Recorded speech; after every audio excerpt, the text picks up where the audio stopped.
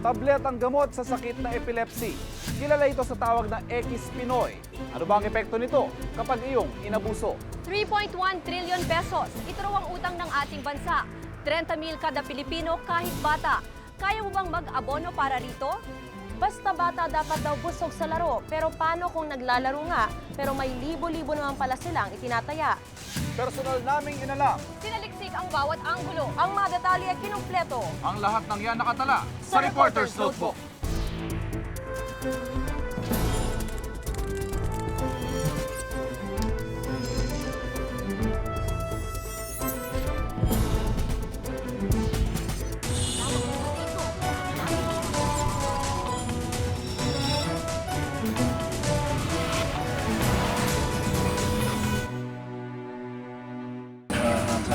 Susunod, dating kinahumalingang drugs, ngayon nauuso na naman. Ang mga detalye sa Reporter's Notebook.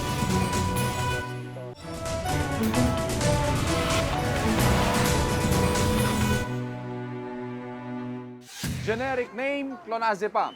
Sa kalye, X Pinoy. Noong dekada 70, nauso ito dahil sa dulot daw nitong kakaibang trip. At ngayon, muling nauuso dahil mas mura daw kaysa shabu.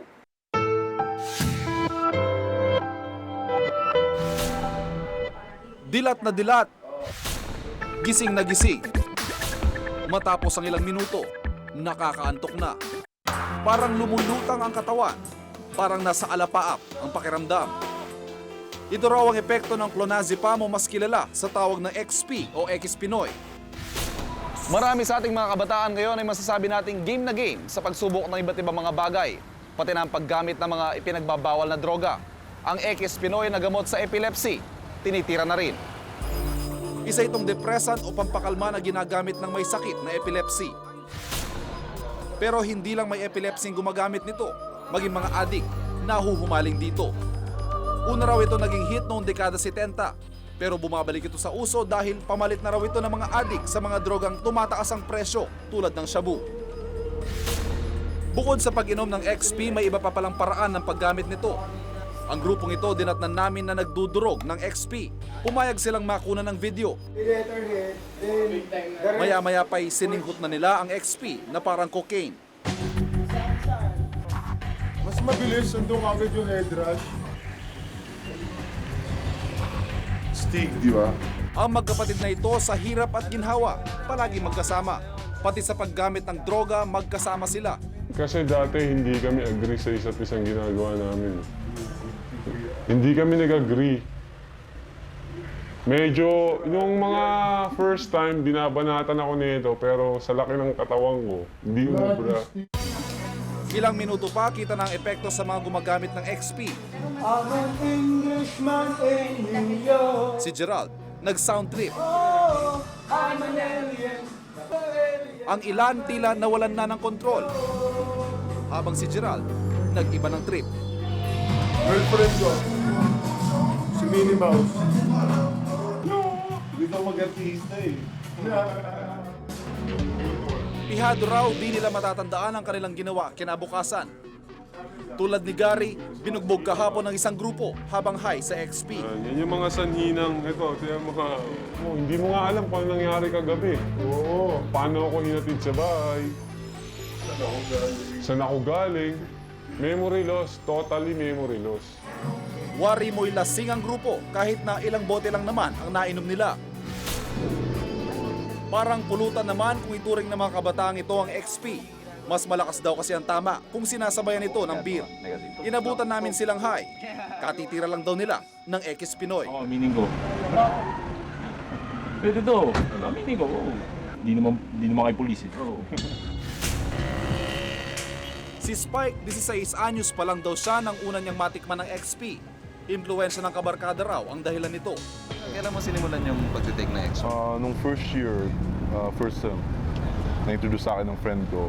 Medyo curious kasi ako, basta new drug, curious ako. May kaya ang pamilya ni Spike, pero kapag bangag sa X Pinoy, iba ang pagkatao niya. Experience ko sa XP, yung kasama ko yung girlfriend ko, pumasok kami sa mall, sunod-sunod talaga. Shades, mga small items, Tapos yung kaya yung tataka ko, ba't ang lakas ng loob ko? Parang walang kaba. Oo. So, diretso lang. Shoplift? Yeah. Si Randy tumigil na raw sa paggamit ng X Pinoy dahil naapektuhan na raw ang kanyang pakikitungo sa tao. Stop ako kasi yun, naapektuhan yung relationship ko sa mga kaibigan ko. Yung mga hindi yung gumagamit ng XP. Parang kasi kuwas na gumamit ako. Parang nagiging burden ako sa kanila. Imbis na isipin na nila sarili nila, pauwi na. Iisipin pa nila kung paano ako makakauwi. Ngayon, kakaibang high na ang nararamdaman ni Randy matapos talikuran ang droga. Prescription drug ang XP o X Pinoy. Ibig sabihin kailangan ng reseta para makabili nito. Ang kaso, napepeke ang mga reseta at kung minsan, hindi naman maurirat ang ilang butika. Katunayan, sinubukan naming bumili ng XP gamit ang pekeng reseta. Meron kayo Walang pag-aalinlangan kaming pinagbentahan. okay. Matapos makabili, agad naming tinurn over sa otoridad ang nasabing droga. Or mga 60 tablets lang. Si Ronald, eksperto sa pagpeke ng reseta. Di tataas sa 100 pisong sinisingil niya sa paggawa nito. At ang nakukuha niyang bayad, siya ring ipinambibili niya ng X Pinoy para sa sarili niya. Sa ilalim ng batas, habang buhay na pagkabilanggo hanggang kamatayan ng parusa sa ganitong gawain ni Ronald. May multa rin mula 500,000 piso hanggang 10 milyong piso. Bukod sa bawal ang paggamit ng X Pinoy na walang reseta, delikado ito kung walang rekomendasyon mula sa doktor. Habang magtagal mong ginagamit, parang kumukonti yung bisa. So, kailangan mo ng mas mataas na dose. Tapos, ang side effect naman sa iba, pag matagalang gamit, hyperactive, aggressive, masungit, gano'n. Ang kabataan daw likas sa papag-eksperimento pero kapag droga na ang nagiging sentro ng pagdiskubre sa mundo, ito ang larong wala kang panalo, bata man o matanda. Ako po si Ivan Mayrina at itong nakatala sa aking Reporter's Notebook.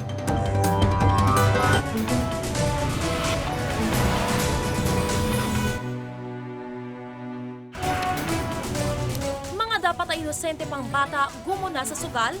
Ang mga detalye sa Reporter's Notebook.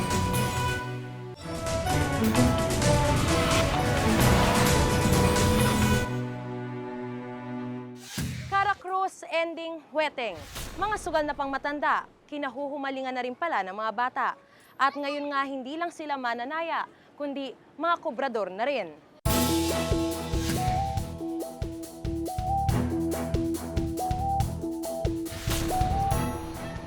Sa lugar na ito sa Maynila, karamihan ang nakatira, mahihirap. Ang mga musmos, nagkalat lang sa daan. Ang libangan ng ilan, sugal. Kung dati meron lang ang mga bata sa pagsusugal ng matatanda, ngayon sila mismo kasali na rin. Si Jenny, 11 taong gulang, bihasa rin sa sugalan. 6 na taong gulang siya nang matuto ng sari-saring sugal. Para pong nakakalibang siya, para nakikita ko po yung mga kaibigan ko naglilibang, nagsusugal. Ginaya ko po sila. Sabi ko nakakalibang pala yun. Pinagsanayan ko po yung pagsusugal. Kaya Ngayon kilala na siyang kobrador o taga-kolekta ng taya sa ending ng basketball. tambahan lang po siya pag nananalo.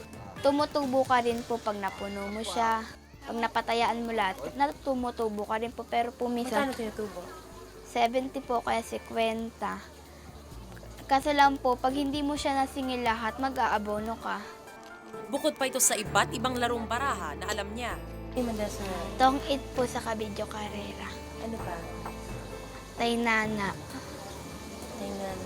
Tapos? Lucky 9, First Cara. Tainana. Matalinong bata si Jenny, kaya hindi problema sa kanyang magulang ang kanyang mga grado. Ang kanyang pagkalulong sa sugal, ang malaking sakit ng ulo. Madalas ko makita yan sa sugalan. Ang isa, nagugulpi ko siya. Masyadong sugal yan. Lahat ng alam ng sugal, alam niyan eh. Sa halip pangaraw tumulong sa gawaing bahay, kadalasang nakikita sa lansangan si Jenny, nakikipagsugal. Kasi pong nakakalibang po magsugal, masaya. Ayon sa isang psychologist, malaki ang nagiging epekto ng ganitong gawain kapag namulat dito ang isang tao sa murang edad pa lang. Siyempre, kung sugarol ka, laki ng problemang dala sa iyo nun. No? Nagsisinungaling ka na, ang buhay mo umiikot na doon, nasisira ang iyong pagkatao. Dito sa libreng Bible study para sa mga bata sa Smoky Mountain, inabutan namin si Jay, tubong dagat-dagatan. Batang palaboy si Jay. Naglayas daw siya sa kanila dahil madalas nawawala sa bahay nila ang iniipon niyang pera. Kaya ayaw niya niyan bumalik dito kasi may kasalanan siya. Natatakot siya na baka paluin siya ng papa niya. Yun, kaya ayaw nang bumalik dito. Ngayon, pagka naman bumabalik siya rito, kahit anong pakiusap mo, aalis at aalis din siya. Hindi ko alam kung anong gagawin ko. Gusto ko nga ipasok na lang siya sa DSWD, di ba kumukuha naman yan sila. Tanggap na ng mga taga Smoky Mountain si Jay. Katunayan, may pamilya pang nagmagandang loob na kumupkop sa kanya. Pero kapag abala siya sa pagsusugal, hindi na siya umuwi pa. Saan ka naglagay? Sa may kubo. Saan? Anong meron sa kubo? Hindi, sabay patay pala. Naglaro ka ba kagabi? Nakakain kasi sila. Naglaro ka kagabi? Anong nilaro mo? Nakinain lang, Ha? nakinain. Minsan pangaraw, nakasaksak na siya dahil sa sugal. Una, nakasaksak ka ng bata. Wala, nagigil ako eh. Dahil, Luga ako eh. dinugas ka saan? May Galacruz. Hating gabi na pero naglipa na pa rin ang sangkatutak ng mga bata dito sa Fishport. Sino ba naman ang mag-aakala na ang mga bata pa lang ito ay nambabakaw o nangungupit ng mga isda para gamitin ang kanilang kinita sa pagsusugal?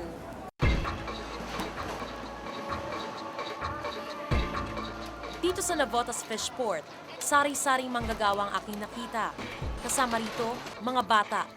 May tagatulak na mga banyera ng isda galing sa lansya at meron ding mga batang mambabakaw o mangungupit ng isda. Ang ilan sa kanila namumulot ng mga nahuhulog na isda. Kumikita sila ng hanggang 150 piso mula sa mga binakaw na isda. Pero ang ilan sa mga nakausap ko, ang perang pinagbentahan ng isda, kanilang ipinasusugal. Sinognog ay isang batang mambabakaw. Tahasan niyang inamin sa akin na ang perang nakukuha niya mula sa pangungupit ng isda, dinadala niya sa sugal. Kumukuha ng isda, Tapos, ibebenta ko. Ibebenta ko tapos magsusugal ako. Pagtapos ko magbaraha, magkakarakrus ako. Tapos may nakita ko karakrus, may nakita ko sa class, nagsasakla ako. Nananalo rin ako ng malaki. Si Renz ay kasama ni Nognog sa pambabakaw at pagsusugal. Aminado siyang mali ang kanilang ginagawa, pero ito na raw kasi ang nakasanayan nila. Nakakaaliw po kasi. Masaya, yung tawanan, talo ka, yung tuksohan gano'n. Kaya po gusto namin magsugal. Pag talo, manguha po ulit kami. Manguha po kami ng isda. Nagulat ako nang lapitan ko ang ilang otoridad at nalaman kong wala pa rin silang aksyon sa suliraning ito. Pero ang mas malala, tila nagtuturuan pa ang mga ahensya sa kung sino ang dapat lumutas dito. So dahil na sa inyo, nalaman namin na may mga bata pa lang yan nagsusugal. Meron kami dito yung Maritime Police, yun ang lead police agency sa loob. So kasama namin sila na manghuhuli at i-coordinate namin sa DSWD dahil unang-unang mga bata to. Nasa komunidad ang control nito. No? Sila ang may ordinansa, sila ang may batas tungkol sa against gambling. Nasa barangay yan. At ang mga magulang ang dapat nagsusubaybay, lalong-lalo sa mga maliliit na bata. Tila hindi nga malinaw kung sino ang dapat na managot. Pero ang nakakalungkot, hanggat hindi natutukoy ang konkretong solusyon, hindi kaya isinusugal na rin natin ang kamusmusan ng mga batang ito? Ako si Mariz Umali at ito ang nakatala sa aking Reporter's Notebook.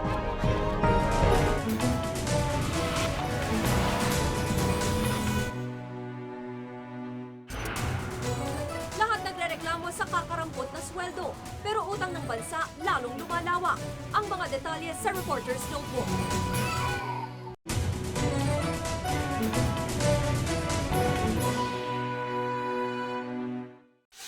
Reklamo ng bawat Pilipino, maliit na sweldo. Ang buhay daw nila, panay utang dito, utang doon. Pero dahil pala sa utang ng ating bansa, malaki rin ang nababawas sa kanila pagdating sa serbisyo ng gobyerno.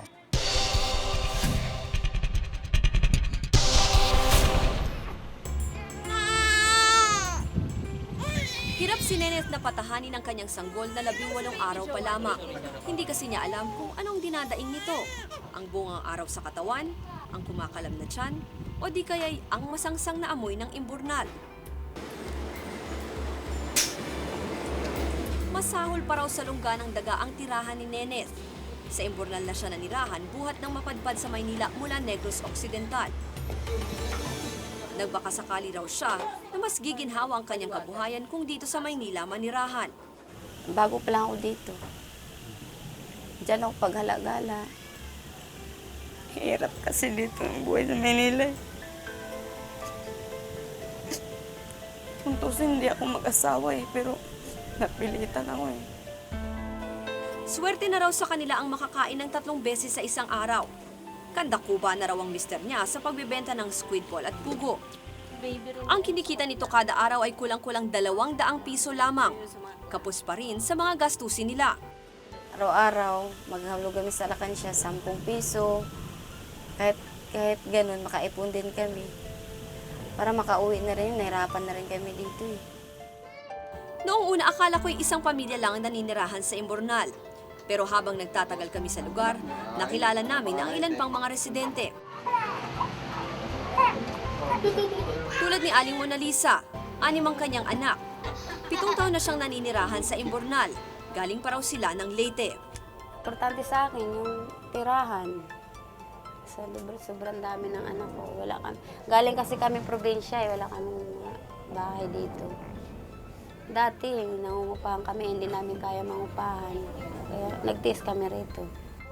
Manhid na raw ang ilong niya sa sari-saring amoy na nalalanghap dito. Pinipilit raw nilang magpamilya na gawing tahanan ang maruming silungan. Sa maliit na butas na ito sila pumapasok upang makarating sa kanilang mga bahay. Bahay nga bang maituturing kung ito ang lagusan ng mga duming nanggagaling sa iba't ibang lugar? Kaya tuloy para silang pumapasok sa maliit na butas ng karayom, mairaos lamang ang bawat araw na nagdadaan. Ganito nga ang kalagayan ng karamihan sa ating mga kababayan. Nakalubog sa lusak ang kanilang buhay. Walang matirahan, hikahos ang buhay. Ayon sa Asian Development Bank, tinatayang 39.4% ng mga Pilipino ang itinuturing na below poverty line o lugmok sa kahirapan. Alam niyo, pag hindi po nag-reform ang gobyerno, lalo tayong madidiin sa kahirapan. Right now, there are 30 million Filipinos living below the poverty line. Ang ibig sabihin po ng poverty line, pag hindi ka kumikita ng $1 o 55 pesos a day, mahirap ka. Kailangan mo yata ngayon para mamuhay ka ng isang human being, 500 pesos a day. Sa taong kasalukuyan, umaabot na sa mahigit 3 trillion pesos ang utang ng Pilipinas. Ibig sabihin nito, kung ang utang ng bansa ay 3 trillion pesos at ang populasyon natin ay aabot ng 80 million, lalabas na ang bawat Pilipino ay may utang na 39,000 pesos. 39,000 pesos? Wala ka pang kamalay-malay, meron ka ng obligasyon sa mundo na 39,000 pesos. Samantalang, magkano binibigay sa iyo ng gobyerno? Pumunta ka sa Pabella, the baby factory, di ka na makakakuha ng service worth 39,000 pesos di ba? Kaya naman dahil sa mga gastos ng gobyerno at korupsyon, ang mga mamamayan ang pumapasa ng kalbaryong ito. Sa halip na gamitin ang pondo sa mga serbisyong para sa mga kababayan natin, napupunta lang ito sa pagbabayad ng interes ng utang. At ang inaasahang serbisyo ng mga mahihirap nating kababayan ay hindi na nakakarating sa kanila, kaya't lalo silang naghihirap. And during the last 30 years, lumaki po ang bilang ng mga mahihirap from 10 million to 30 million today. Ibig sabihin po, yung inutang ng Pilipinas sa labas, hindi ipinundar para umunlad ang bayang Pilipinas, para mag-improve ang living standards ng mga Pinoy, at para mag-render ng basic services.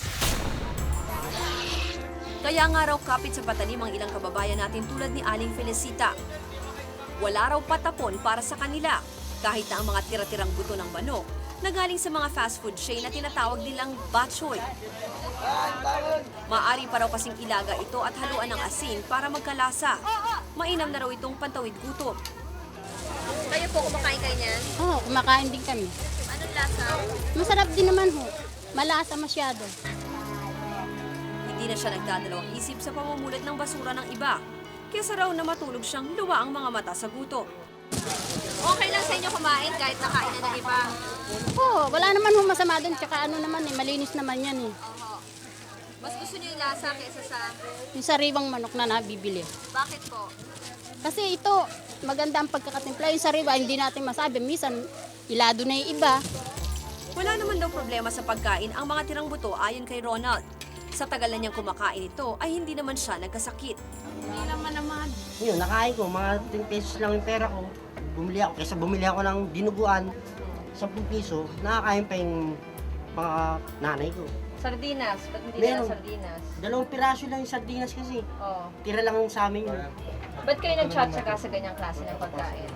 Medyo para wala akong nakatalagang pera. Ito, makakakain kayo kahit ilang kayo.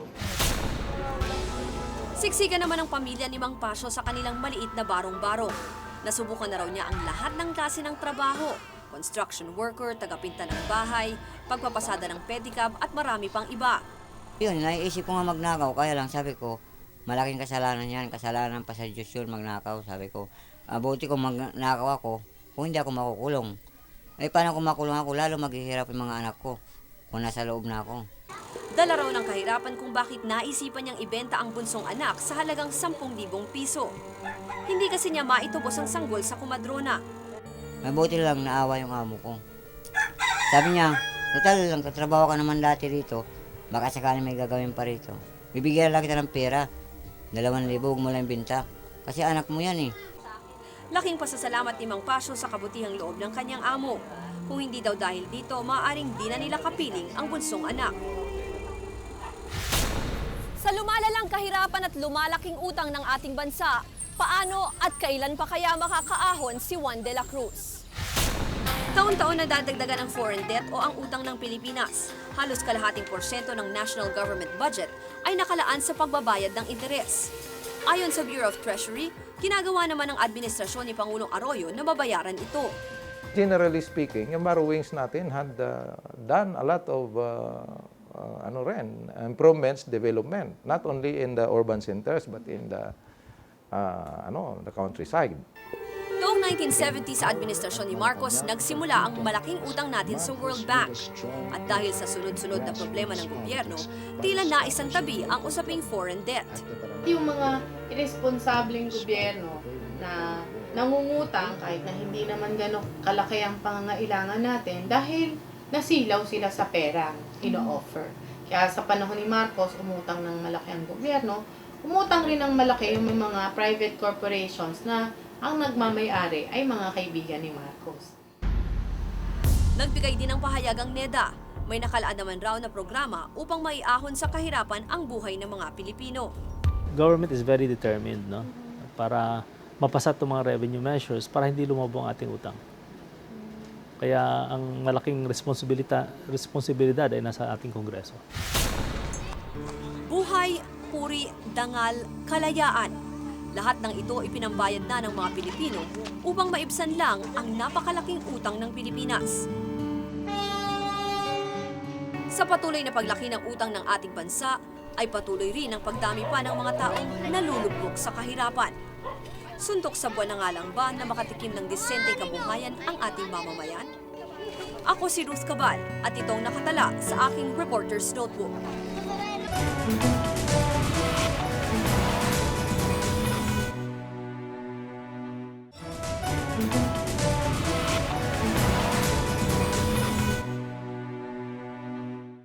Kung may nais kayong ipasiyasat na isyu o balita, maaari po kayong tumawag sa amin sa 928-4239. Maaari din kayong mag-email sa amin sa reportersnotebook@gmanetwork.com. Para sa malalimang pagsiyasat sa mga issue at mga balita, samahan kaming muli sa susunod na Martes. Ako si Maris Umali. Ako si Ruth Cabal. At ako naman si Ivan Mayrina. At ito ang Reporter's Notebook.